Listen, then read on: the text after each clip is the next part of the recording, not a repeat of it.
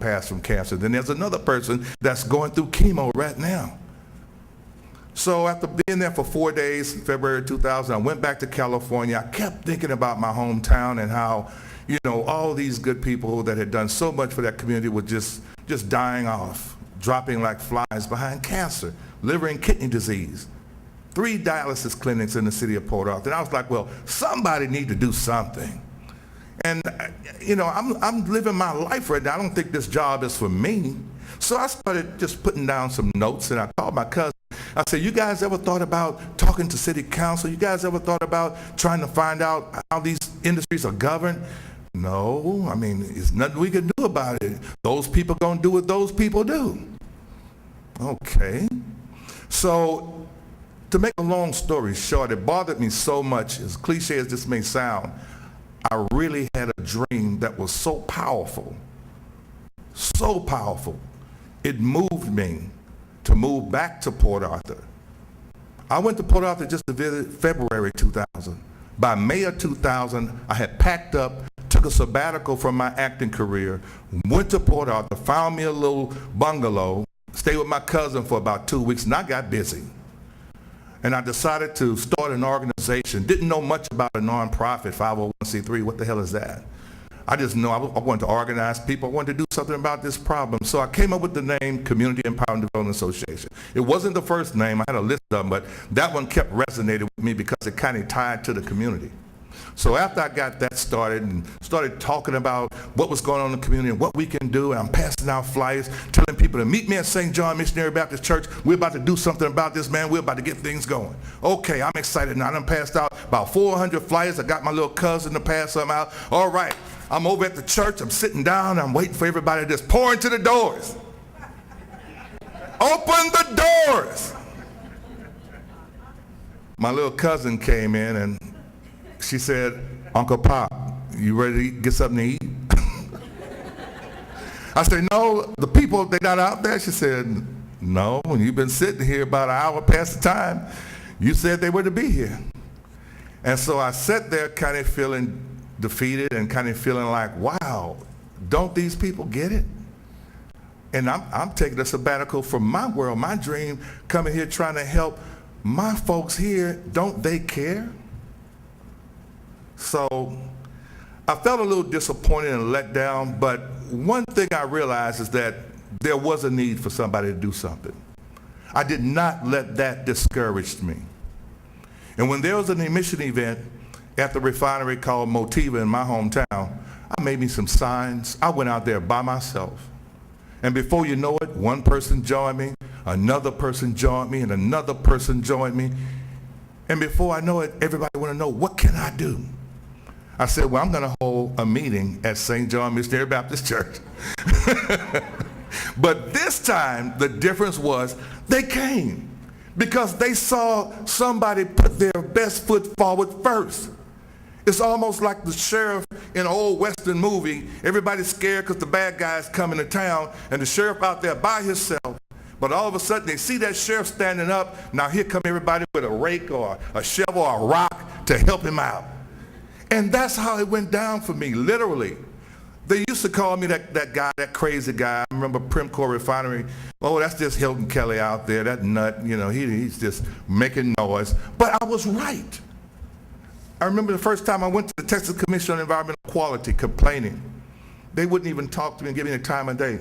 But now I get letters back saying, thank you for your input. Because of your action, an enforcement action has been granted and we are investigating this facility.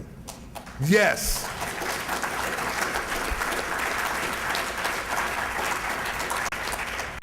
My message to you all today is this: stay encouraged. Don't give up. Simply because the masses are not rallying behind you does not mean you're not right. Yes, you're right. But there was a time when slavery was in effect. Many people didn't want to speak up about it, but the abolitionists stepped in and they helped because they knew there was an injustice being done. They knew it was the right thing to do. And suppose nobody said anything, where would we be today? Where would we be today? But because there was a people that said, this is just not right, here we stand, here we sit today.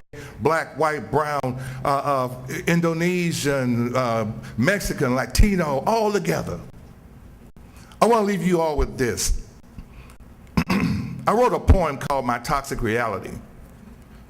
I was sitting in my living room one night, and I heard this boom, and it was so loud, and the combustion in my house, it just kind of like pierced my ears. I went, what the hell was that?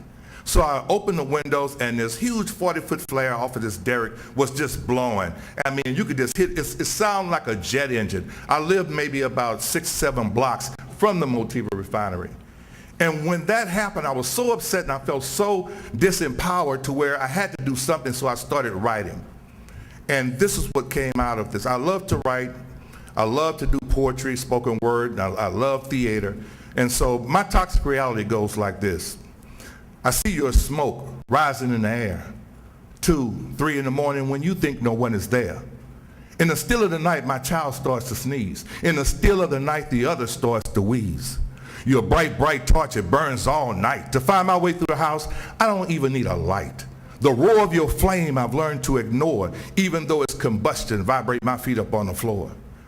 I know I live at the back end of town, and I should just be quiet and not make a sound. You might even find this a little profound, but me and my neighbors are a light and dark shade of brown. I hope our leaders don't conspire to circumvent, because these findings I have a sulfur benzene scent. Excuse me while I cough. My throat has a slight tickle. The air I breathe, it smells and sometimes very fickle. If you went to take a bath and saw a rash upon your chest, would you just shrug your shoulders and wish yourself the best? This money they give is great, and this is only flesh. But if you had the right insurance, maybe you could go and take a test. Oh, I'm scared I'll lose my job if the pollution I contest. But if you died tonight, would your killers confess to the poison they put inside you that laid you down to rest? Would your family have to fight to pay your doctor bills as you lay 6 foot under up on a grassy hill? Now your job is gone and your company grievings has faded. Your spouse and kids tried to collect from them, but they said your death was not job related. My toxic reality. Thank you all.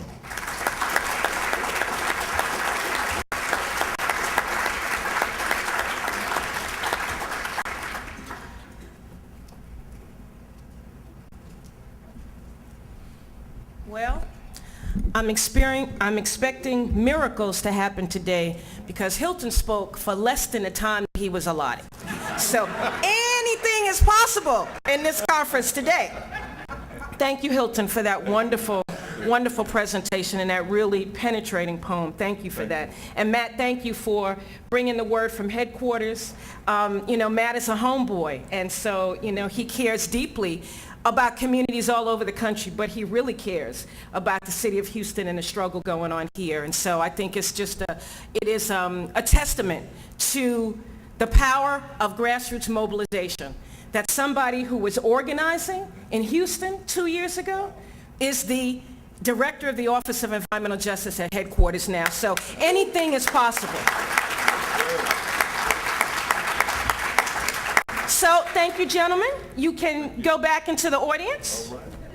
And if I can invite Carl Edlin to come forward, and Asabuke, Bob Patton, Erin Silvera, Laura McKelvey, Jacob Burrows, and Adrian Shelley.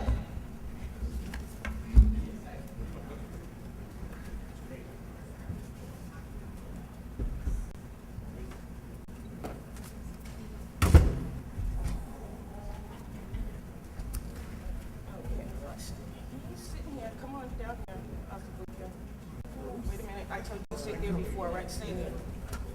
Carl. No, Asabuke, you here. I'm sorry. You're here. Bob. You're with the Coast Guard. I know who you are. Asabuke is second. Bob Patton. I'm Bob. Bob, you're number 3. Aaron. And you're number 4. Over. Laura. Jacob. And we have the extra chair. Also book your extra one. Oh no, that's somebody's seat. All right, how are you doing? All right. So Do I need extra seat? No, here, move over one. We're good. Okay.